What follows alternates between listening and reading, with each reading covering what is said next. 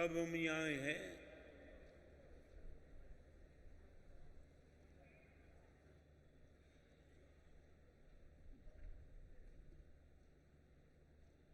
कभी कभी हम पेड़ को देखते हैं, रूट तक हमारी नजर नहीं जाती है। मालिक वो होता है जो फल देता है, माली वो होता है जो रूट को देखता है। समय बहुत पर्याप्त होने के हिसाब से इस साधना का रूट क्या था, क्या है, 5 मिनट में बात करके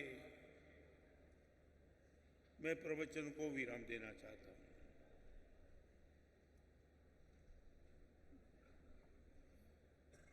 पिताजी और पुत्र दोनों रास्ते से जा रहे थे और रास्ते पे कोने पर एक बड़ा पत्थर पड़ा था और पिताजी ने बेटे को कहा, बेटा ये पत्थर उठा ले। अपनी रियलिटी को बेटे को पता था, छोटा शरीर बड़ा पत्थर। पापा आपको लगता है कि ये पत्थर मैं उठा पाऊंगा? तेरी पूरी ताकत लगा दे, निश्चित उठा पाएगा। एक और खुद की कमजोरी और दूसरी ओर पापा के वचन, बेटे ने प्रयास किया।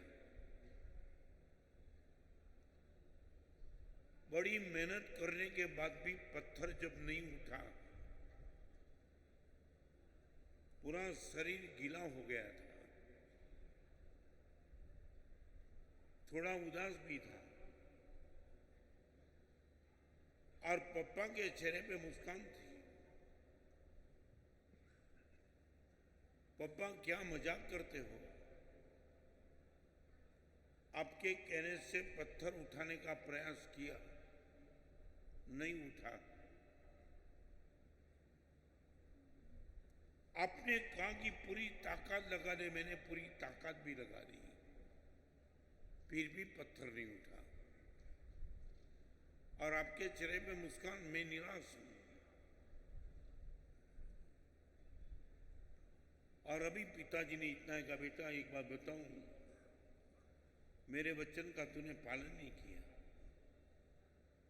मैंने कहा था पूरी ताकत लगा दे, तूने तेरी ताकत नहीं लगाई है। पिताजी सर के बाल से लेकर के पैर के अंगूठे तक गीला हो चुका हूं और आप ये कहते मैंने मेरी ताकत नहीं लगा दी। तब पिताजी ने इतना ही कहा, बेटा एक बात समझ ले, मैं भी तो तेरी ताकत हूं।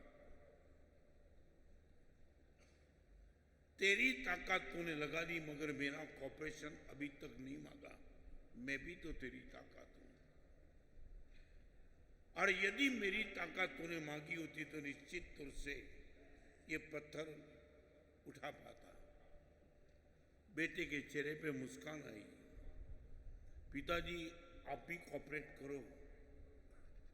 और पिताजी ने हाथ थाम दिया, बेटे ने पत्थर उठा लिया। बात कभी आगे करूंगा,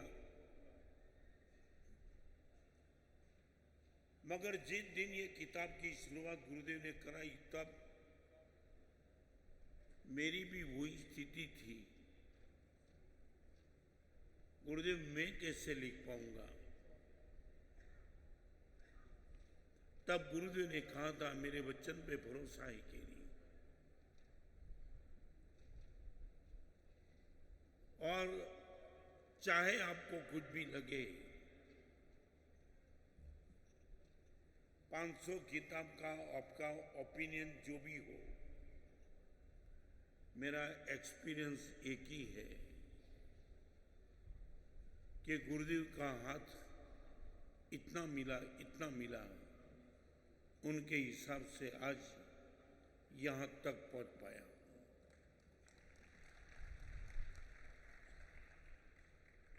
समय की मर्यादा, परमात्मा के वचन के प्रति आपका लगाव, इनकी बहुत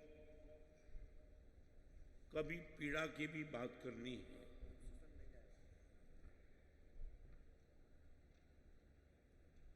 उत्तराधन सूत्र शायद आप कितनी बार पढ़ा होगा, सुना होगा, मालूम नहीं। वहां भगवान के दर्शन दुर्लभ नहीं लिखे हैं, भगवान के वचन का श्रवण दुर्लभ लिखा है। मानु सत्यम सुई सत्ता, ये परमात्मा के वचन का श्रवण, पठन, अनुप्रेक्षा, अवलोकन, अवगान करीबन करीबन बड़ी पीड़ा के साथ क्राइसिस महसूस होती है। आज श्री संघ ने 500 खिताब के गौरव के लिए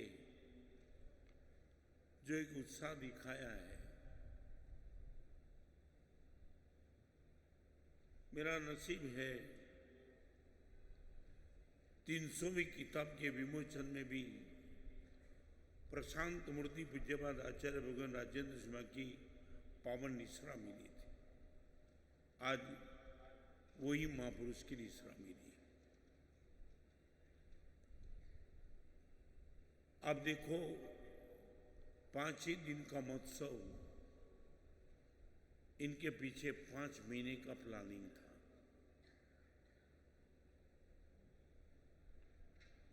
पूरे मुंबई के श्री संघ ने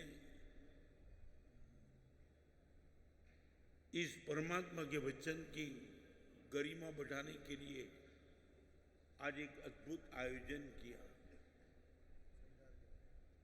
आने वाले दिनों में श्रुत लेखन, भगवान ऋषभदेव के प्रतिष्ठा के समय श्वास सात श्वास, इनकी एक अद्भुत कथा, मां सरस्वती वंदना, एक एक से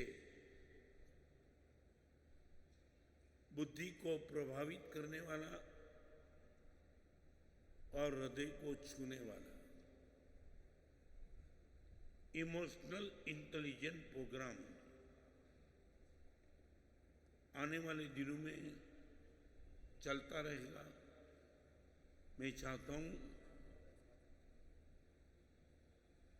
अंदर आने के पहले जैसे जूते बाहर रख के आए हो, ऐसे ही हमारी तर्क, बुद्धि, विचार, अहंकार थोड़ा बाहर रख के आएंगे। इस माहौल को मेरा कितना बड़ा सद्भाग्य है, वो बात मैं करना चाहूँगा, कल करूँगा। अपनी हृदय की उदारता से अध्यात्म योगी पूज्यपाद आचार्य भगवान कलापूर्ण समाज के समुदाय के गच्छाधिपति, मेरे पर बड़े प्यार रखने वाले पूज्यपाद कल्पतरु सूरी महाराज की भी पावन उपस्थिति मेरा आनंद बढ़ा दिया।